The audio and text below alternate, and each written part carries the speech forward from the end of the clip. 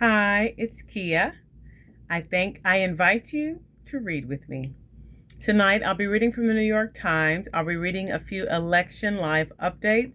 Democratic Socialist scores Florida upset in latest victory for progressives. This article was written by Tim Balk. State Representative Angie Nixon, a progressive firebrand, defeated Alex Vindman, who had far outraised her. Byron Donalds, a Trump-backed congressman, will face David Jolly in the Florida governor's race in November. Here's the latest. Angie Nixon, a Democratic socialist, won the Democratic Senate primary in Florida on Tuesday, according to the Associated Press, defeating a better-funded rival in a major upset that underscored the success of an ascendant left-wing movement.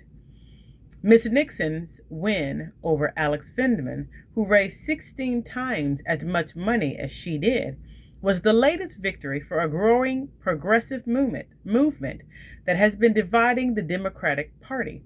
Her win came as a Democratic Socialist and other left-wing candidates have unseated incumbents and stunned the party establishment, winning House primaries in deep blue House districts in New York, Colorado, and Michigan.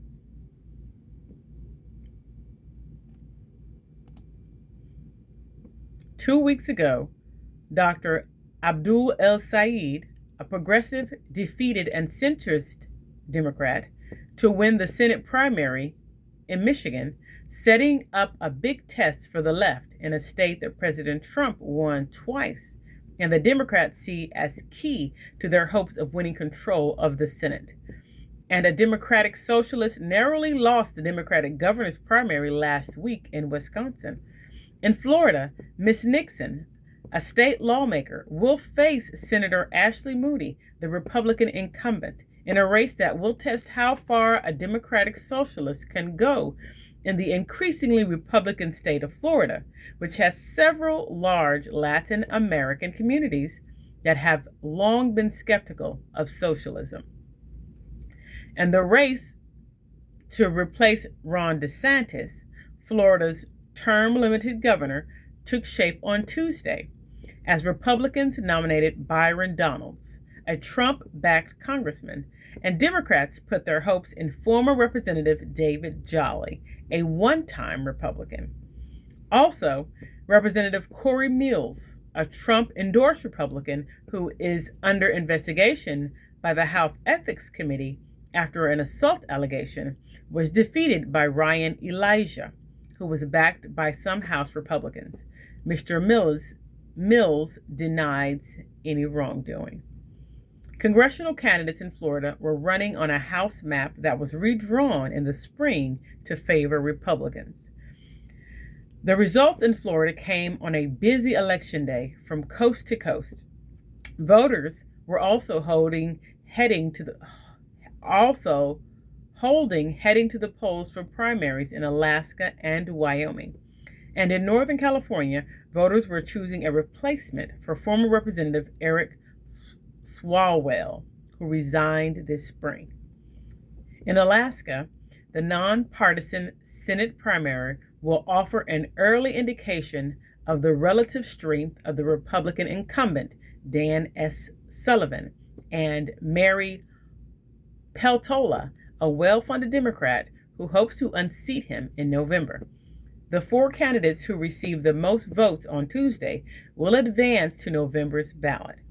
One long-shot candidate shares Mr. Sullivan's name. Both parties see the race as critical in the battle for Senate control. Here's what we're watching. A district divide. Representative Debbie Wasserman Schultz, who is white, won her primary in a historically black congressional district after the Republican gerrymander eliminated her district. She defeated 4 black Democrats. Replacement for Swalwell. In the San Francisco Bay Area, Voters will choose between a progressive and a moderate in a special election to replace Mr. Swalwell, who resigned in April after accusations of sexual misconduct, which he denied. The race intensified in its final weeks, with American Israel Public Affairs Committee and pro-Israel lobbying group spending millions of dollars in a bid to defeat Aisha Wahab, a progressive state lawmaker. Huge field in Alaska. For the first time in a quarter century, Alaska has neither an incumbent nor an heir apparent for governor. 17 candidates are running, and 4 will advance to the general election. Thank you for reading with me.